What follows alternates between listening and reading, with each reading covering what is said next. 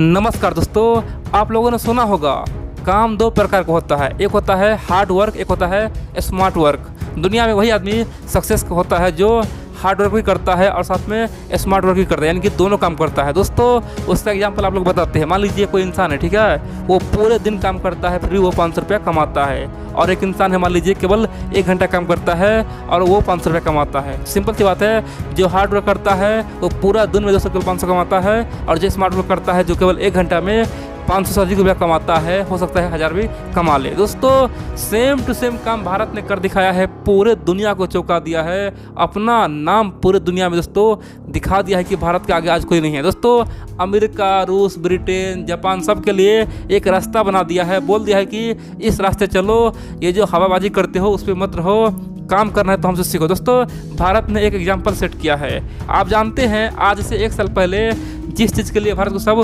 दूसरा था, दुनिया के तमाम देश बोलता था कि ये भारत क्या कर रहा है, भारत अपने अर्थव्यवस्था को चौपट कर रहा है, भारत कहीं का नहीं है, भारत बर्बाद हो जाएगा। दोस्तों दुनिया के तमाम देश बोल रहा था कि भारत बहुत बड़ा गलती कर रहा है। इतना ही नहीं, भारत के बहुत सारे बुद्धिजीवी थिंक टैंक भारत सरकार को दिन रात घेर रहा था, बोला था कि अब तो भारत का जीडीपी खत्म हो गया, अब तो भारत बर्बाद हो गया, क्योंकि ये हो क्या रहा है, वर्तमान में चाइना और अमेरिका में ट्रेड वार छिड़ा हुआ है। दोस्तों ये बात आज से 2 साल पहले की है। सब बोला था कि भारत सरकार इसका फायदा क्यों नहीं उठा रहा है, तमाम कंपनियां वहां से निकल के आ रहा है, कोई जा रहा है वियतनाम, कोई थाईलैंड, कोई इंडोनेशिया, कोई जापान, इन सब के अलावा कोई जा रहा है ताइवान, लेकिन भारत में बहुत कम कंपनी आया है। आखिर ऐसा क्यों है? भारत तो एक बहुत बड़ा देश है, भारत में जनसंख्या बहुत बड़ा है, सरकार आखिरकार निकम्मा हो गया है, किसी को बुला नहीं पा रहा है। दोस्तों तरह तरह से बात बोला था कि हाय दैया भारत का जीडीपी तो चौपट होने वाला है, यहाँ पे कुछ नहीं हो पा रहा है, कोई कंपनी नहीं आएगा। जब इतना बड़ा मौका फायदा हम लोग नहीं उठा पाए तो कब उठा पाएंगे? हम लोग तो कहीं का नहीं है, हम लोग को वियतनाम से सीखना चाहिए, हम लोग को थाईलैंड से सीखना चाहिए। दोस्तों तरह तरह की बात किया गया। कह सकते हैं कि सरकार को घेरने के लिए दोस्तों दिन रात सब टीवी पे डिबेट करता है, बोलता था कि हमारा जीडीपी तो खत्म।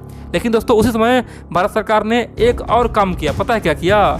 भारत सरकार ने बहुत सारे कंपनी पे, बहुत सारे विदेशी कंपनी का जो प्रोडक्ट उस पर टैरिफ बढ़ा दिया। कह सकते हैं कि इंपोर्ट ड्यूटी बढ़ा दिया, उस पर टैक्स बढ़ा दिया। उसके बाद दोस्तों और हो हल्ला हो गया, सब बोलना शुरू कर दिया कि ये क्या हो रहा है, जब विदेशी सामान हमारे देश में आएगा ही नहीं तो हम कैसे जानेंगे कि वो सामान कितना अच्छा है, और फिर विदेशी कंपनियां कैसे आएगा। भारत सरकार ये बहुत बड़ा गलती कर रहा है। आखिरकार बहुत सारे तमाम सामान पे जो टैक्स बढ़ा है उसे कम कर दे, उसे ख़त्म कर दे, नहीं तो हम तो लूट जाएंगे। दोस्तों तरह तरह की बात हो रहा था। इतना ही नहीं, उसी समय भारत सरकार ने कॉर्पोरेट टैक्स माफ़ कर दिया। कह सकते कि व्यापार के लिए दोस्तों कॉर्पोरेट टैक्स माफ़ कर दिया। सबको बोला कि हम लाखों रुपया माफ़ करेंगे। दोस्तों तब तो और हल्ला हो गया, सब बोला कि अब कोरोना काल आ गया है, अब तो देश डूबेगा ही डूबेगा, अब यहाँ पे कॉर्पोरेट टैक्स माफ़ हो रहा है, और यहाँ पे देश में क्या है, कुछ नहीं आ रहा है, न तो कंपनी आ रहा है। और दोस्तों उसके बाद तो और हो हल्ला हुआ, और सब बोला कि अब कुछ नहीं हो सकता है, अब तो कहानी ख़त्म। लेकिन दोस्तों उसी का फ़ायदा हम लोग को मिला है। कहते हैं ना, मेहनत करने वालों को कभी हार नहीं होती है, जो कोशिश करता है उसका जीत हमेशा होता है, और भारत ने वही काम कर दिखाया है।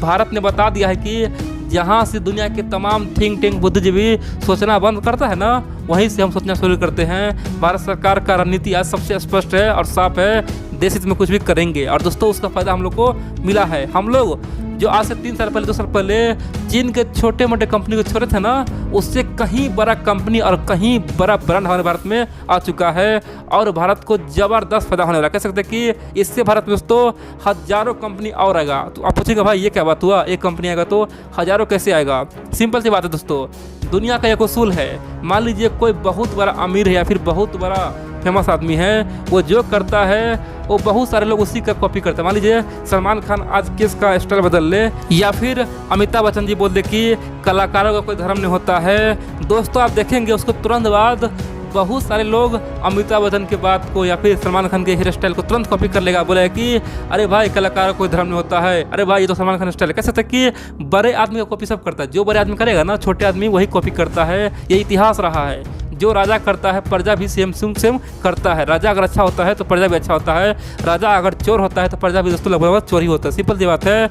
तो यहाँ पे दोस्तों साफ हो गया है कि भारत में एक बहुत बड़ा कंपनी है जिसका नाम है टेस्ला। टेस्ला कंपनी ने ओपनली बोला है कि हम भारत में कार मैन्युफैक्चर करेंगे, यानी कि इलेक्ट्रिक कार मैन्युफैक्चरिंग करेंगे और पूरे दुनिया बेचेंगे। आप पूछेंगे भाई पूरी दुनिया में कहाँ बेचेगा? सिंपल सी बात दोस्तों, हमारे सामने में पहला ऑप्शन तो साउथ एशिया है, दूसरा पूरे अफ्रीकन कंट्री है, तीसरा गल्फ कंट्री है, चौथा यूरोप। दोस्तों हर जगह अब भारत से ही टेस्ला कार जाने वाला है। आप पूछेंगे भाई टेस्ला पे लोग क्यों यकीन करेगा, आखिरकार टेस्ला तो एक नया कंपनी है, आखिरकार टेस्ला से बड़े बड़े कंपनी हैं अभी मार्केट में कार बनाते हैं, आखिरकार टेस्ला पे लोग यकीन क्यों करेगा और भारत को इससे क्या लाभ होगा। देखिए सिंपल सी बात है, टेस्ला फ्यूचर है, टेस्ला आने वाले समय में भविष्य का सबसे बड़ा ब्रांड है। दोस्तों सिंपल सी बात है, केवल 10 साल रुकिए, आप देखेंगे क्या होने वाला है। 10 साल में पूरे दुनिया में कम से कम 30% से अधिक कारें होगा इलेक्ट्रिक कार दोस्तों, और यहाँ पे नंबर 1 पे टेस्ला होगा। इसीलिए सबको यकीन है कि टेस्ला केवल बहुत जल्द यानी कि 10 साल के अंदर में सबको पछाड़ने वाले हैं, सबसे आगे